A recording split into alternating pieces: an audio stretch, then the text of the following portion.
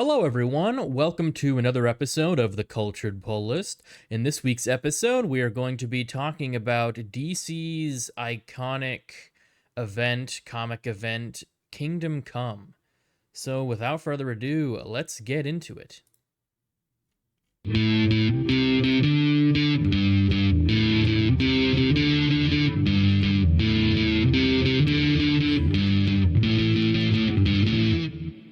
Hello, everyone. Welcome to the Cultured Pull List, part of the Cultured Universe podcast network. As usual, I'm your host, Mike, joined by my co host, Luke. And today we're talking about Kingdom Come. Now, I've been meaning to read this story for a while and cover it on the show, but it took a while to get around to it. But I kind of got a kick in the pants when some of the first logo for Superman Legacy, not even like the actual logo which has been released at this point, but when they were just doing the table read a few weeks ago, they had like the logo on the actors name cards and stuff, and yeah, so everyone was thinking like, oh, it's the Kingdom Come logo.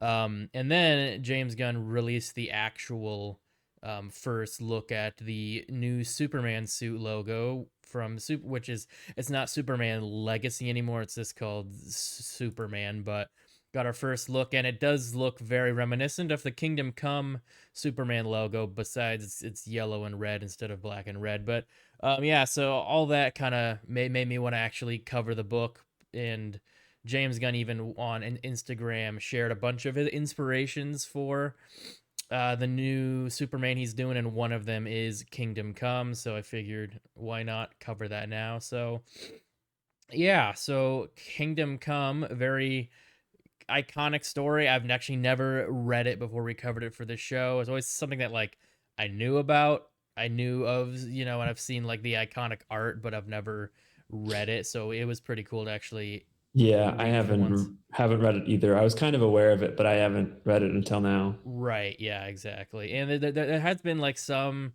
live action adaptations, kind of like we kind of got that in Crisis on Infinite Earths, where Brandon Routh kind of was sort of a version of that Superman. Like he wore the outfit and everything.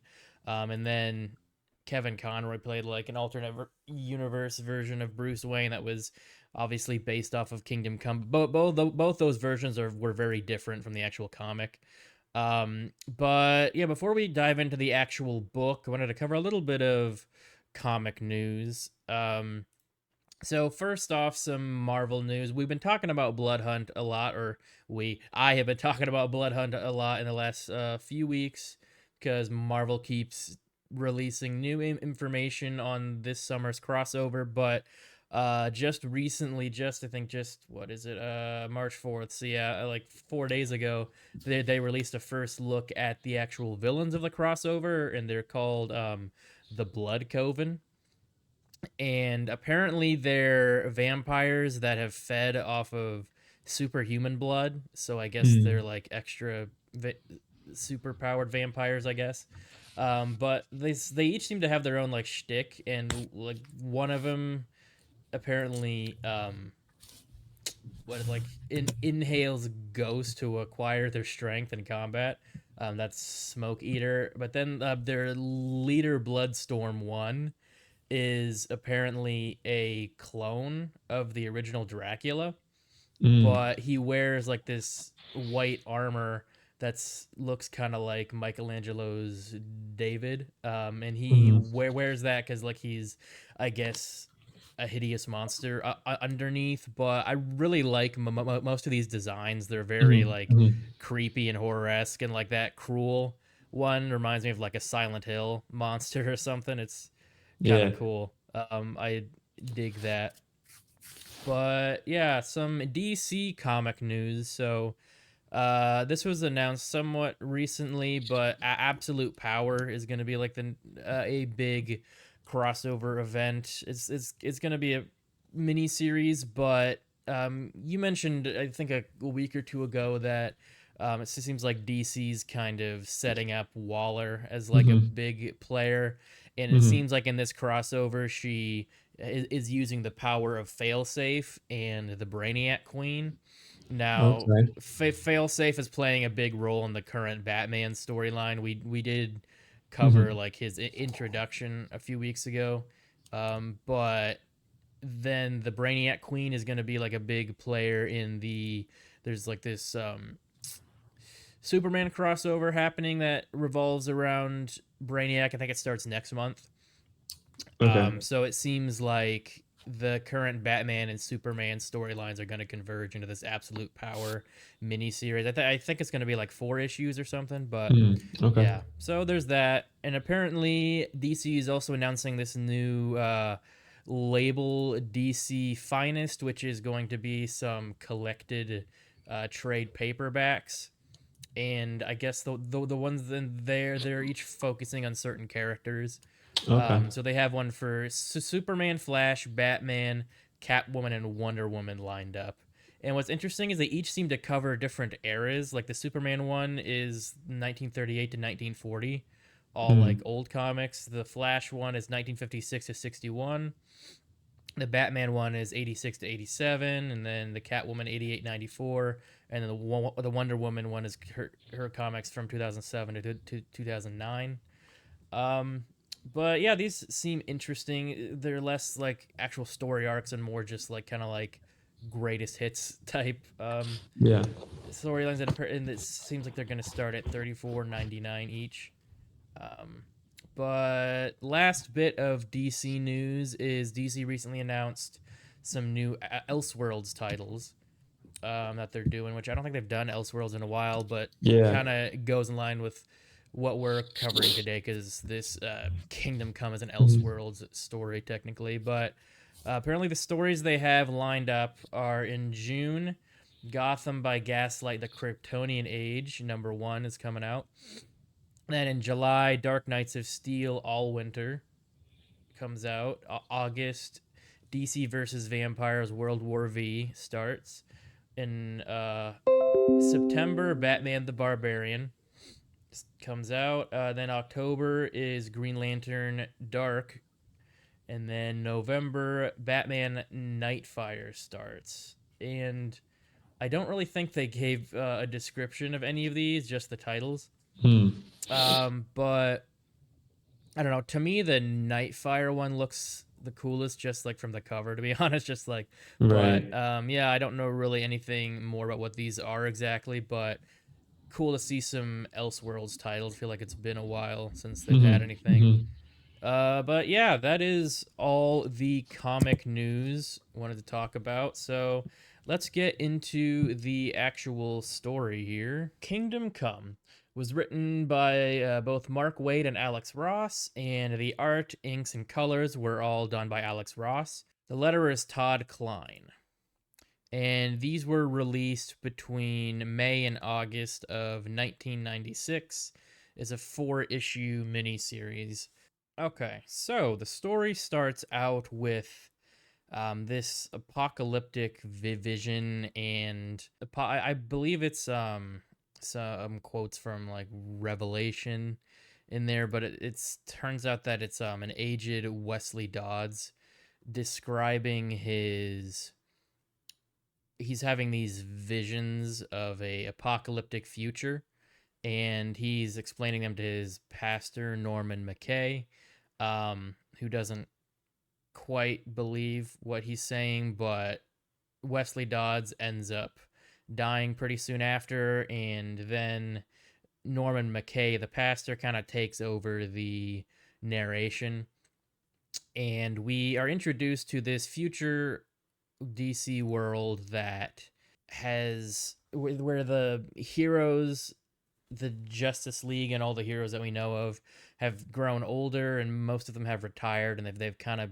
become kind of like just um, things of the past, and the new superhumans that exist have seemingly eradicated all the old villains, but all the new like they're not really that distinguishable from the new villains that have popped up either. They don't really care about collateral damage. They really like answer to no one. They're kind of out of control, and they constantly fight each other, but they put civilians in danger all the time, and they really just aren't like saving anyone at all. So yeah, like we see this big fight downtown, but then on the news there is this big tragedy in Kansas where apparently a lot of people have died, and we don't quite know yet what that tragedy is, but we will learn later. So next we see Norman McKay. He's preaching to his congregation, but he just doesn't really have anything hopeful to say to them, and he feels like he's failed at his task. But as he is kind of ruminating in his church, the specter pays him a visit, and oh yeah, and Norman starts having some of the same apocalyptic visions that Wesley Dodds has. He started having them soon after Wesley died. So the specter shows up at shows himself to Norman and says that he was originally going to become tethered to Wesley Dodds' spirit, because of his apocalyptic visions. But now that Norman's having the visions, he's tying himself to Norman, and basically he needs to use his visions to, I guess, prevent them from happening. So he starts taking Norman to go see what he needs to see. They're guided by Norman's visions, and so we first see they first go to see an aged Superman who's doing some sort of work on his family farm, and then Wonder Woman shows up and tries to convince him that he needs to come back, that the world needs them again, and Superman's pretty resistant. He seems to have lost his connection to humanity. He doesn't even let Diana, Wonder Woman, call him Clark. He wants to be called Cal. And it turns out that this farm is actually just part of the Fortress of Solitude. It's like hollow, like a hard light hologram type thing. But then Superman goes into his, I guess, like news chamber or whatever, just a bunch of TVs with news from around the world, and we see that um, this person, this quote unquote hero called Magog, who seems to have history with Superman. He led his team of superheroes to fight Parasite in Kansas, but Parasite was pretty weakened at that point. He wasn't really much of a threat, but they still met him with overwhelming force. And during the fight, Captain Adams' suit ended up being breached, which caused a huge nuclear explosion, which just irradiated and wiped out pretty much all life in Kansas, as well as parts of the remaining states, or not the surrounding states. And the only people that survived were Magog and one other hero. So Superman sees this, and Diana tries to tell Superman that, like, they need to come back because of this, but Superman just kind of tells her to leave. So then next, the Spectre takes Norman to see some of the other Justice League heroes that are actually doing some good. We see the Flash, who seems to just kind of be like a vibrating force at this point, and is wearing kind of a riff on Jay Garrick's helmet. I mean, they never really come right out and say, but I'm assuming this is Barry Allen, but then they don't quite say. And then we see Hawkman, who is kind of become like an environmental hero, like stopping people from um, deforesting and stuff like that. And then we see Green Lantern, who's basically just made like a giant space station where he monitors any space any threats that might come from space to attack the Earth. And then we see Batman, who's used his technology and fear to pretty much turn Gotham into this police state. I mean, there really isn't any crime, but he kind of rules. He almost kind of like rules Gotham, to be honest, with his like robots and other stuff, and his technology. So then Spectre takes Norman to this bridge where a bunch of people are running away because there's this superhuman battle going on, and Norman gets mad at the Spectre that like all he's showing him is messed up stuff and it isn't showing him anything hopeful. And during this superhuman fight, this uh, gondola thing, whatever, gets thrown off the bridge, but just at the last second, Superman shows up and saves everyone, and there's the hope Norman wanted. But Norman's still having these apocalyptic visions, even though things seem like they're looking up with Superman's return. Norman is kind of in this weird in between state with the Spectre, and he's wondering what's going on. And the Spectre just kind of reminds him, like, well, we're basically just I'm using your visions to guide us here. So whatever we're seeing, you're supposed to see. So the next thing they see is another superhuman fight. This time on the Statue of Liberty, and right when civilians start getting caught in the crossfire, Superman shows up, but this time he's got some of the Justice League members: Diana, Wonder Woman, Green Lantern, Flash, Power Girl, Hawkman, and the Ray. And they stop the fighting outside, but apparently there's these weird little alien guys or something inside the Statue of Liberty manipulating stuff. But then Dick Grayson pops up behind him and takes them out, but he's Red Robin instead of Robin or Nightwing.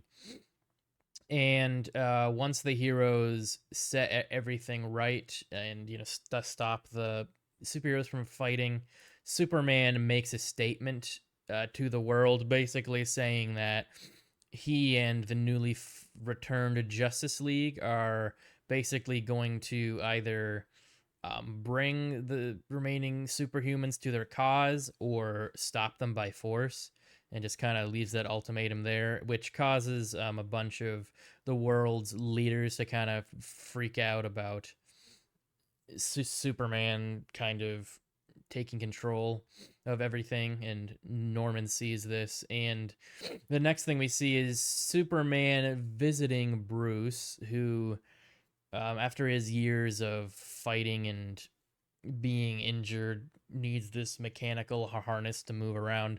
But Superman tries to get Bruce to join his cause, but Bruce makes it clear he doesn't approve of Superman, the way Superman's going about things. He seems to think it's too authoritarian, and Clark points out, like, well, I mean, you've literally turned Gotham into a police state. But Bruce seems to think that, I guess, he seems to kind of think that humans should be doing more than the superhumans, I guess, like that the people shouldn't have to rely on superhumans, I guess. But he basically turns down Clark and says he's not going to help. So Superman leaves, and it turns out that Batman is actually working with some previous Justice League members: Green Arrow, Black Canary, and Blue Beetle. And they seem to have some sort of like plan they're hatching by themselves. But then we see more and more heroes joining the Justice League ranks, and they keep going around kind of saving people from out of control superhumans. And next we see Lex Luthor has formed this group of villains, and they call themselves the Mankind Liberation Front. And their goal is basically to stop all the superhumans. And it's kind of not 100% said, I don't think, but it's kind of implied that they plan on destroying all of them. And it's revealed that the adult Billy Batson, aka Shazam, is under Lex Luthor's control. So next we see this big superhuman bar, people just being really debauched and everything. But then Superman shows up and tells all the superhumans there that basically they can join him, or, when they act out, he's going to stop them. And that does cause a lot of them to actually join his cause, including, it looks like, Mr. Miracle and Big Barda's daughter, but it's not really said for sure if that's her or not. But anyway, so then Norman, like this whole story, Norman and the Spectre are kind of hopping around, and we're kind of seeing the story through Norman's eyes. But next we see the Justice League at Green Lantern space station, and this is kind of their new watchtower, their new base of operations, and they're making plans to expand their reach globally. So then we see the newly returned Justice League taking on some superhumans across the globe. Though they're meeting a little bit more resistance, they're still unable to locate Magog, who's gone into hiding after the whole Kansas fiasco. Then we see Wonder Woman and Superman in Atlantis. They're trying to convince Aquaman to join their ranks, but he basically says that, his duties to his people in Atlantis, and he's not going to interfere with surface affairs anymore. So then we see Wonder Woman and Superman back on the Green Lantern space station, and apparently Diana has started making plans to make a prison for the superhumans that won't join them that they've captured, and Superman isn't really sure if he's so keen on the idea.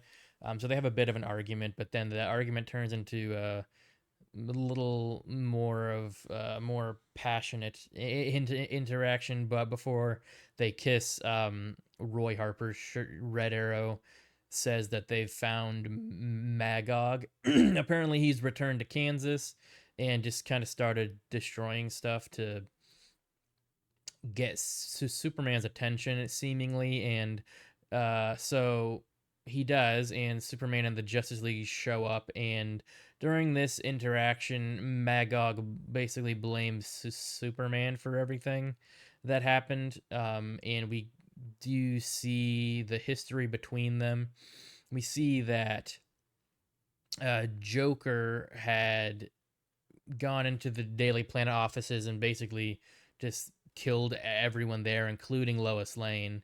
And Superman stopped him, but he got arrested. But Magog showed up as the police were escorting him away and kills the Joker, which Superman isn't too keen on, and he testifies during Magog's trial. But Magog is acquitted. Seems like most people side with Magog, which is supposed to demonstrate that people are getting, more okay with, um, like their morals are eroding and they're being more okay with just, pe- people being murdered, which, you know, so a lot of them are siding with Magog, but frankly, I think that they mostly sided with him because of this atrocious ponytail Superman sporting for some reason.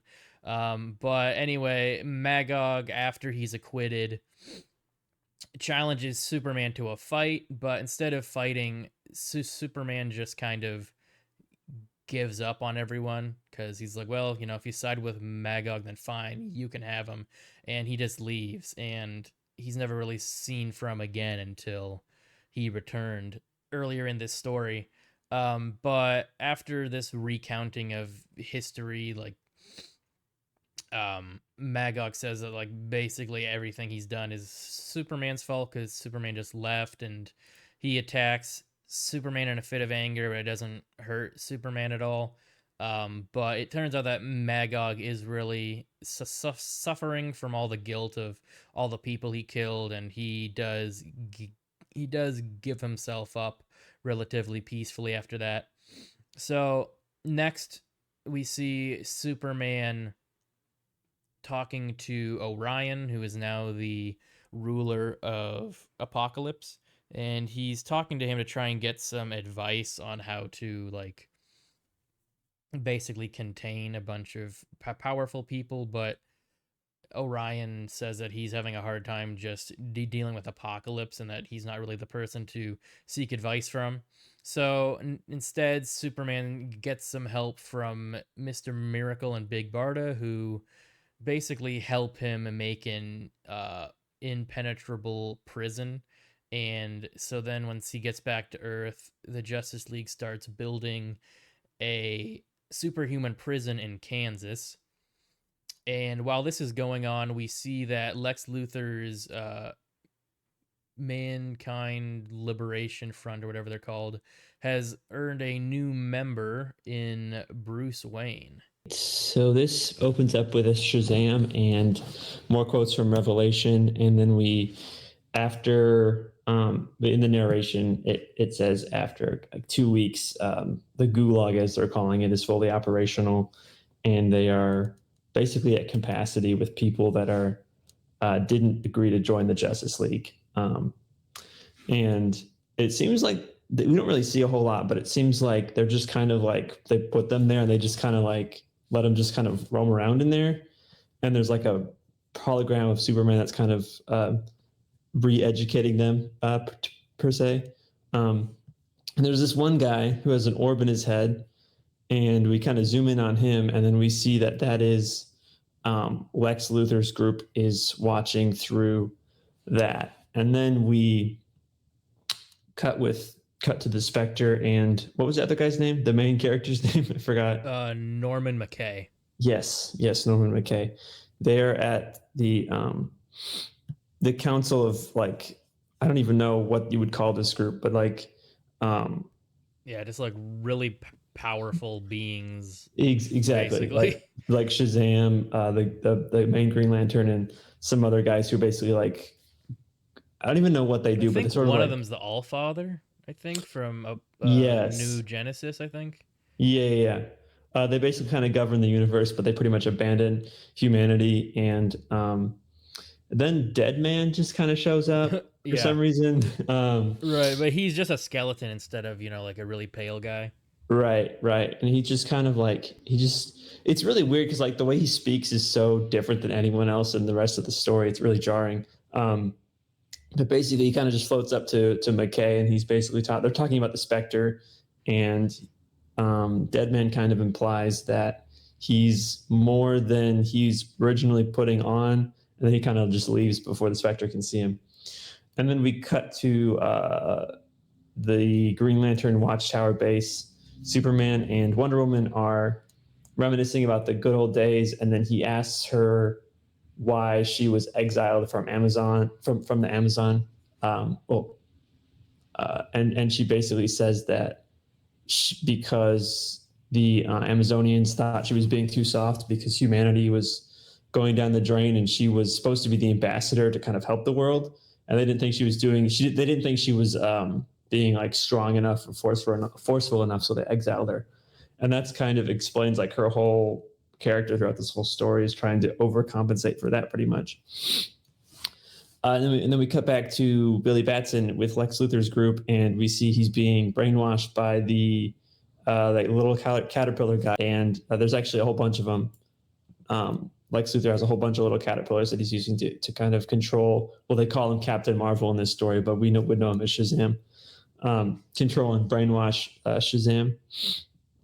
And then we cut to this sort of Doctor Strangelove kind of war room where Lex Luthor's group's meeting, and then they're kind of building an army of like robotic Batman Legion kind of thing. And this is, I don't think they're ever given a name, but this is Batman's group of superheroes. They're basically because Batman joined with Lex Luthor. They're pretty much at Lex Luthor's beck and call, pretty much. And I think these are out of order, but this is Martian Manhunter's there too. But Bruce says that like over time, because he opened himself up to too many people, he's kind of just like an emotional wreck. But he kind of mentions that he did one last thing, and Bruce is thankful for it, and then he kind of just sends him away. We don't know what that thing is, but we will later on. And then we see Dick Grayson, Donna Troy, and Roy Harper are discussing that Superman has maybe gotten a little too tyrannical, but they're kind of scared that he could hear them possibly. And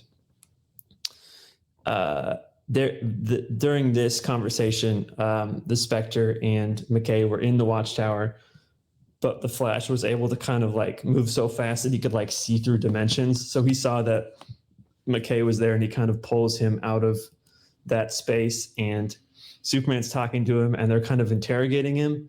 But at that moment, the Gulag, there's a riot in the Gulag, so they kind of are able to they get distracted, and then the Spectre pulls McKay back, and Wonder Woman Superman are talking, and basically they get into an argument about whether or not they should kill the prisoners in the gulag, but they're interrupted because Superman has to go to the UN and talk about how basically talk about where metahumans belong in the state of like where the world is and all of that. Billy Batson was with Lex Luthor's group, and they're getting ready to respond to the riots at the Gulag, and their plan is to send in Captain Marvel, but Billy's a little opposed to that. But Lex Luthor puts his hand on his ear and kind of like activates the worms or whatever. But right before he can do that, Bruce knocks out Billy, and then all of his superheroes begin attacking Lex Luthor's group. And it was kind of Batman's whole plan here was basically to go undercover and kind of learn what Lex Luthor was doing, because he mentions that the one wild card is Billy Batson. And so now he figured out that Captain Marvel, or Shazam, whatever you want to call him, was kind of like not really there anymore. But through the brainwashing, Lex Luthor was kind of able to manipulate Billy Batson.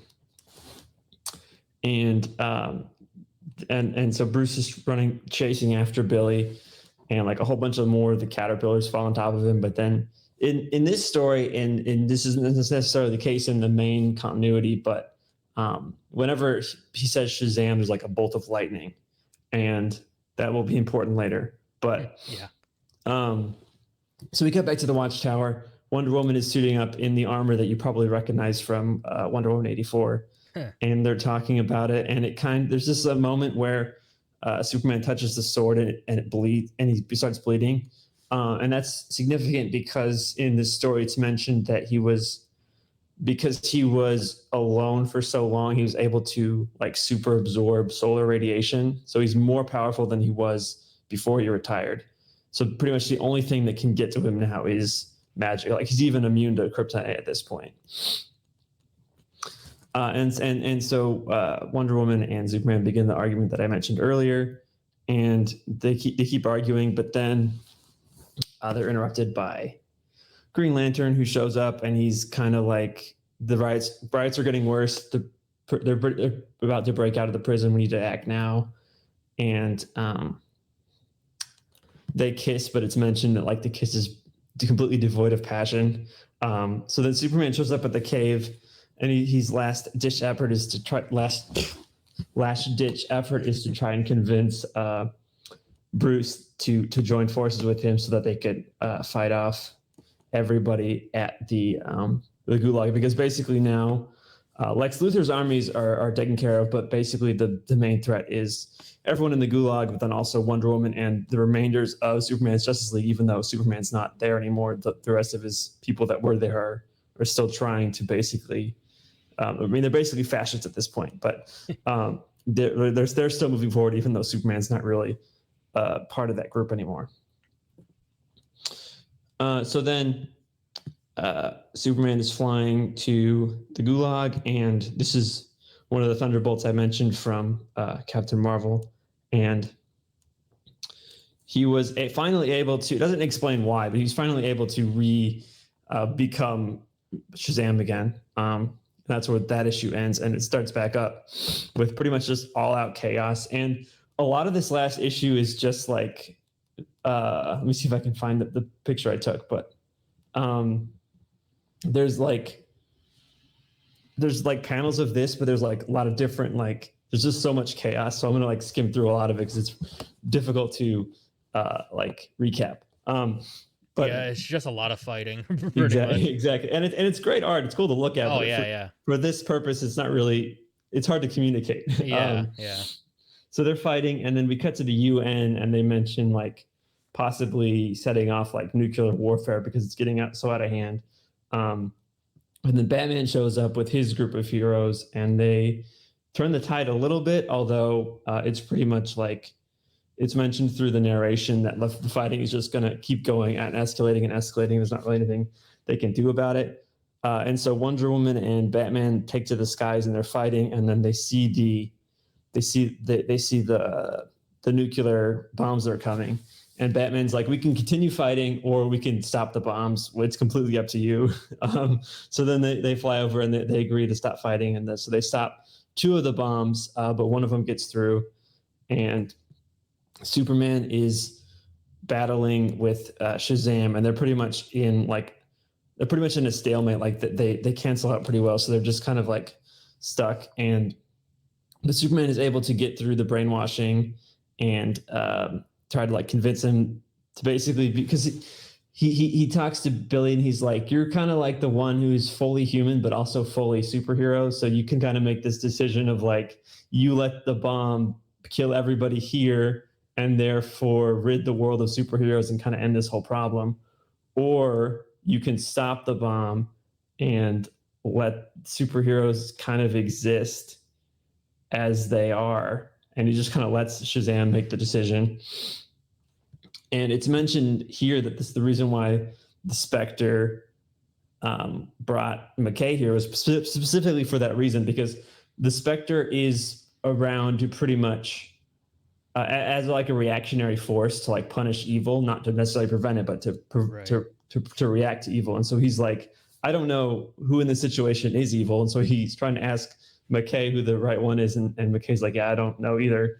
But anyway, Shazam makes the decision to stop the bomb, and it kills most of the heroes. And you probably, even if you haven't read the story, you've definitely seen this image before. Mm-hmm. Very iconic. And in that moment, Superman's super mad, so he goes to the UN and starts destroying everything. But then McKay's like, yeah, don't do that, because like, yeah, that's not a great idea. Yeah, exactly. Like, they're not going to be able to forgive you for this. Like, you just got to like make the right choice in the situation. And then the surviving Justice League shows up, and they kind of all agree to like make a better world. And they take Shazam's cape and turn it into a little flag outside of the UN. And then Superman builds a massive graveyard for all the casualties. Bruce Wayne turns Wayne Manor into a hospital, and Diana gives Clark the glasses back, because throughout this whole story he was going by Cal, and so he puts the glasses on, so he's Clark Kent again, kind of embracing his human heritage. And the Spectre takes off his hood and he reveals this face, which is significant because that's somebody in McKay's congregation. So I don't really know the significance there, but well, yeah, it's supposed to be Jim Corrigan, the first Spectre. I think they mentioned that at some point. So okay, yeah, and so he's a member of the congregation. And then we skip to 1 year later, where Diana, Clark, and Bruce meet up at a restaurant that was shown earlier in the story, and they're reminiscing about the past, and they're talking about where do they go, like as far as like the future. Like, they're trying to talk about like superhero stuff, and like what do we like, you know.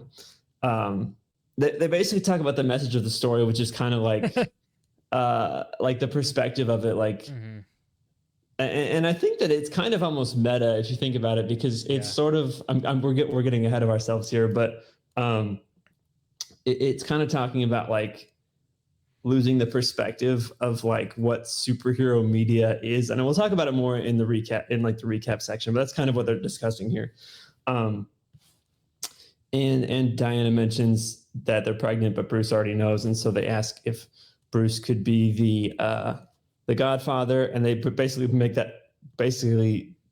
say what I was just saying about how like, because neither of them are like humans, so they have like, the child needs like a human influence because this baby's going to be super powerful, and so like they need that kind of that Batman presence. And as they leave, they see McKay and Jim. What did you say his name was? Jim Corrigan. Yeah, Jim Corrigan. They're at the restaurant, and Bruce stops, and because he notices them. but then they leave, and that's the end of the story. Yeah. So, yeah, but before we talk about kind of our review of Mhm. everything, just wanted to mention a few things. So, apparently, Alex Ross had a lot more of a role in writing this than I thought. Like, I knew he did the Okay. art, but apparently, when he worked on this Marvel a big event that's actually kind of similar to Kingdom Come because uh, it's called Marvels. I'm not as familiar with that, but Hmm. apparently he wanted to write a similar grand opus about characters from DC Comics. So he kind of came up with the like general idea, I guess, and he approached DC about it. And apparently DC recommended Mark Waid to like write the script and everything Hmm. because of his familiarity with the history of DC superheroes. So that's how that Hmm. came about. And apparently, Alex Ross like actually painted this. Like Yeah. he used a gouache style, which is kind of similar to watercolors. Hmm. But yeah, so that's pretty cool, and it kind of comes through. I don't know if that's like what he does for most like all his other work, but like it's very similar to a lot of the other stuff he does. Like he has a very distinct Hmm. style, For sure. whether he's doing Marvel, DC, whatever. But apparently, this spawned several sequels and continuations. There was something called The Kingdom that came out that was kind of a direct sequel to this, but only Mark Waid was involved. I guess Alex Ross left the project when they had differing ideas on what to do with Hmm. the story. And this kind of focused on a new villain called Gog. And oh yeah, speaking of Gog and Magog, I feel like that really goes with the whole Revelation like Hmm. apocalypse themes Yeah. in this because Gog and Magog, while they are mentioned several times in the Bible, they are mentioned in Revelation 20, and I feel like that. I mean, Yeah. that seems what they were going for with this part of the, because Hmm. they had a lot of passages from Revelation in the story. But Yeah. then there was another sequel called Thy Kingdom Come. And this actually established Earth 22 as the Kingdom Come universe. Hmm. And yeah, there's just a bunch of crazy stuff that happens, and it kind of crosses over with the main DC universe, but it's kind of confusing. And oh yeah, and also the Kingdom Come version of Superman does seem to show up in Jeff Loeb's like Batman Superman series, Hmm. but it isn't really clear like if this is the same continuity because there's this big thing with like a kryptonite meteorite that strikes Earth on like his world, and he tries to kill like your Earth Zero Superman. And it's kind of weird, Hmm. but I think the most recent and probably the most interesting thing they've been doing with Kingdom Come recently is in the current World's Finest Yeah. run that Mark Waid has been writing, and this basically like retcons Magog's character Hmm. and makes him so it starts out with like a young Magog from some unknown Earth who crash lands into Earth Zero, and then he ends up getting like trained by Superman and becoming like his sidekick. But then he ends up being transported to the Kingdom Come Earth 22, and seemingly he grows up to be Magog in this Hmm. story. But yeah, it's kind of interesting. I haven't read all of it, but and then Superman and Batman show up in that universe, and they team up to like stop him and stuff. It's kind of Hmm. crazy. But yeah, a lot of Kingdom Come stuff. I didn't realize there was so many Yeah. things that they did with it since. But yeah, what are your general thoughts about Kingdom Come now that we finally read it? Hmm. Yeah, I really liked it. It was, Mm, obviously I heard a lot about it, yeah, yeah. and I was kind of aware of what it was. But I really liked it. Mm, Yeah, kind of what I was talking about earlier was like, I feel like I don't know how to describe it, but it kind of like uh, like a, like a meta commentary in the sense that like, it, I don't even know how to articulate this, but mm, like, so the modern like superhero fatigue, as it's called, mm, I think is directly what this. Well, it's not directly, but it's basically what this is talking about. kind of like where we are in superhero media is kind of like where the story begins, where Mm-hmm. it's just kind of like random nonsense. Yeah. And but like Superman and those characters represent what superheroes are supposed to be, Mm-hmm. and like them showing up is kind of like going back to its roots, if that makes any sense at all. That's kind of what I got from it. I don't know Sure. if you got something similar. I'm not sure. Yeah, I mean, and I find it interesting too that this was written in the 90s Yeah, before like there like exactly, before exactly. most like huge superhero, adaptations and stuff even happened. Mhm. Right. Yeah, it's kind of a mix of what you were saying, I think, and also yeah, like it's cuz cuz all like it's basically the kind of shows the death of the like superhero values, Yeah, um exactly. and basically shows a world that is edging away from those Mhm. values and basically making the real superheroes obsolete. Mhm. And yeah, I definitely see a lot of parallels to now, I think. Just with there's a lot of stuff. Right. But yeah, I thought it was really interesting. I mean, to me, I think the biggest thing that stuck out to me was the art. Yeah. Alex Ross's art. I think his style is really interesting because Mhm. he makes things look almost photorealistic, Yeah. but he still just like uses the classic. Like he makes all the costumes look like something out of like a 1960s like show or Mhm. something, but Mhm. it's in and I feel like if they made the costumes look exactly the same in like a live action adaptation now, it'd look really like old fashioned and goofy. But the way Mhm. he draws it and everything, like it works really well, even though it looks like Right. very photo real. Mhm. But yeah, I thought the story was very interesting because it sort of is a like nihilistic future type, which we've seen a lot of different times before and Mhm. since. Mhm. But I think this one is unique because it shows Superman kind of going down the like dictator ish route, but he Yeah. doesn't go like all the way. I feel like most versions of like evil Superman, he just like straight up becomes a psycho, like, Mhm. you know, demagogue, like the Injustice version, Yeah. whereas in this, like he does lose his way for a bit, but he does come back by the end, and I thought Mhm. that was very cool. And I feel like even the whole time, I never got the sense that he was like he really wanted to do this. He just kind of wanted to help Right. people and stop, all the cat casualties from the recklessness of the superhumans, and he basically just didn't really know how else to deal with them because like Mhm. the Mhm. humans couldn't do anything, but what he does at the end is kind of cool where he's like, well, now we're actually going to work with you instead of just kind of impose our will on you. Right. Right. I thought like for most stories like this, it had actually kind of a happy ending, which I feel Right. like most don't. Um, Mhm. or if it is, it's just like, well, like most people die, but a few people remain to rebuild or something. Whereas this, I feel like most of the main people survived, Yeah. which I guess is probably a product of its time because I feel like things get more and more bleak. Mhm. Like adaptations get more bleak, and sometimes for the good, sometimes for the worse, I think. Right. But yeah, very cool story, very classic story. Yeah. Glad we read it.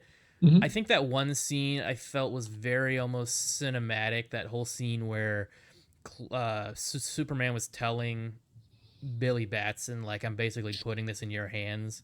Yeah. And just that scene where Superman like rushes off to stop the warhead, and you know Mhm. Billy becomes Shazam, Captain Marvel, and like flies after him, and like there's no real dialogue there, but Right. you can totally like the way Alex Ross drew it, what's going on. It Mm. almost felt like it was like a moving picture almost, just the Yeah. way it was laid out and everything. I thought that scene was very cool. Hmm. Something I found interesting, I didn't realize this until, I read it, but apparently this is the first time that Red Robin ever showed up in comics. Oh, really? I was only familiar with Red Robin as Tim Drake, but Exactly. Yeah. apparently, yeah, this version of Red Robin, which is Dick Grayson, this is Hmm. the first appearance, and apparently there was at some point in the comics, Jason Todd was Red Robin, Okay. and then Tim Drake was Red Robin. So I was really only familiar with Tim Drake, but Yeah, yeah, that's really so strange because yeah, I thought that for some reason they made they made Dick Red Robin because Tim had already been yeah. Red Robin. That's really weird. They just kind of made it up for some reason. I kind of That's did very too until strange. I looked into it. Yeah, it is strange, but and I like I find the Red Robin identity kind of interesting. Like Hmm. I think they've shied away from it in recent comics, Yeah, they have which for sure. which I find a little weird because I feel like it's like they have to. It's kind of because they basically have two Robins because Damien's still Yeah. Robin, and Hmm. then Tim is still Robin. And I guess the Right. nice thing about Red Robin was that it kind of distinguished like Tim because I feel like the rest of the Bat family has their own names, especially Exactly. the ones Yeah. that grew up, like were Robin and then went off on their own. Right. Um, so I felt like it worked to have Tim have his own identity. Yeah, I mean, especially when you have like the big hero shots, you can have like, oh, Mm-hmm. this one's clearly Damien, that one's clearly Tim because they have distinct Yeah. suits. Yeah. But now they're still Yeah. different, but they're a lot more similar. Well, they basically just made Damien's like gray, I Yeah. guess, like gray and red, and I think Tim still has like the green and red Mm. and everything, which I kind of liked the Red Robin suit because it was kind of a mix of Robin and Batman Yeah. in a way, which was kind of interesting. But yeah, Yeah. I'm like I said, actually a big fan of the Red Robin New 52, where yeah, it's sort of yeah. like I don't even know how you would describe it, but it's like holographic almost. Well, yeah, he's almost got like Falcon's wings, like Yeah, from Robin, yeah, which exactly. is kind of cool. But he still has like the Robin, um, Yeah. domino mask and everything. Yeah, that was Mhm, pretty mhm. cool. Yeah, another thing I wanted to mention is the Superman Wonder Woman romance. Yeah. Now, I know like because they've done that a few times in the comics. I think most notably like the new 52 version, where Mhm. Superman and Wonder Woman were together. And I'll be honest, like I kind of like that pairing. Like I know Okay. there's like the Lois Lane and Superman. Like they're obviously kind of go together. And I Mhm. feel Of like course. Lois is important because she is basically Superman's tether to humanity. Like they even kind of in this story. After Lois dies, Superman kind of Yeah. just leaves humanity, and we've seen that in countless other stories where, like his parents were his first kind of tethered to humanity, but then, once he and Lois were together, she's like the main force, kind of keeping him grounded. But I do think, like outside of Lois, I do feel like Wonder Woman and Superman kind of work together, not only because of, Mhm. their similarities, they both are very powerful. They both, are strong warriors that fight for people who, can't defend themselves. But I feel Mhm. like they kind of, um, like, I feel like they kind of complement each other well Yeah. because I feel like Diana sometimes has more of the tendency to go off somewhat half cocked, like jump into a battle, and Superman can be more you know talking her out of it and kind of more like we need to more assess this. But I Mhm. think even in this story as well, we kind of see that Superman, because of his moral, just the way he is. He's just a very moral and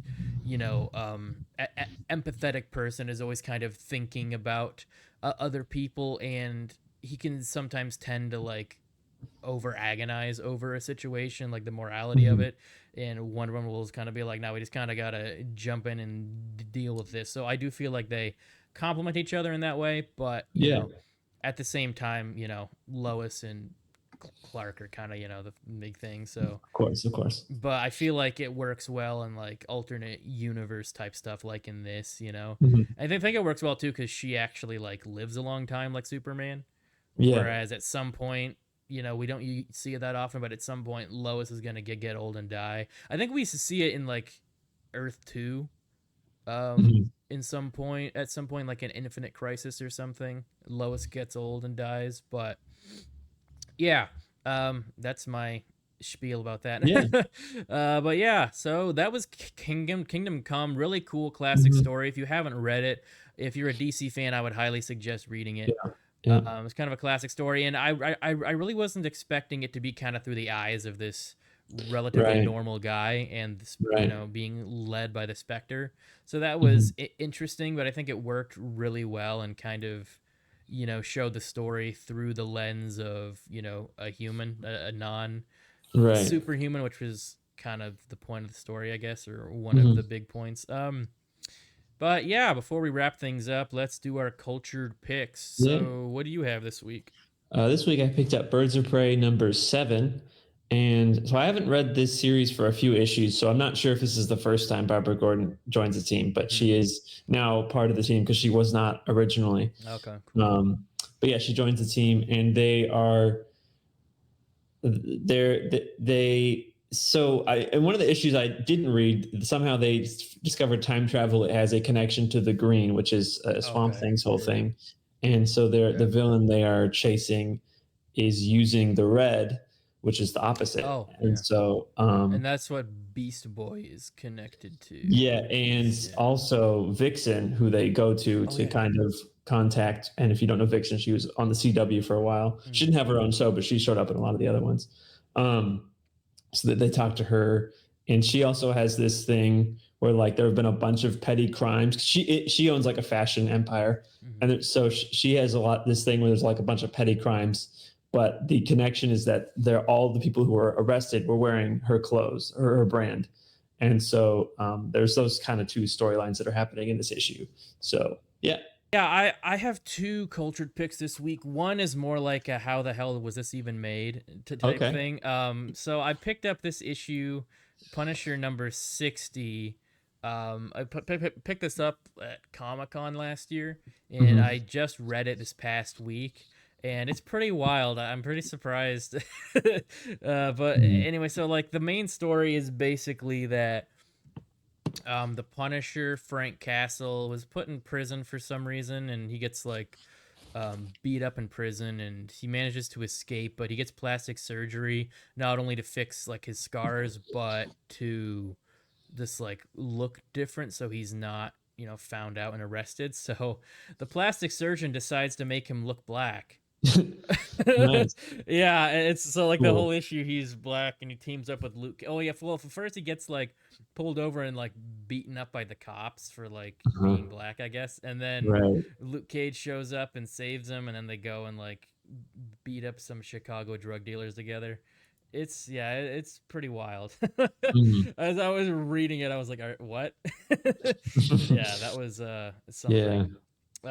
Really surprised that that got made, because I think it's from the 90s. It's not that Wow. old. I mean, Yeah. it is or it isn't. So I was kind of surprised they made that in the 90s. Mhm. But my kind of actual cultured pick is Action Comics 1062, and this is like part two of a new story arc that started last issue. But Mhm. basically, Bizarro has found a way to harness magic, and he casts some spell to basically make everyone in Metropolis like a Bizarro version of themselves.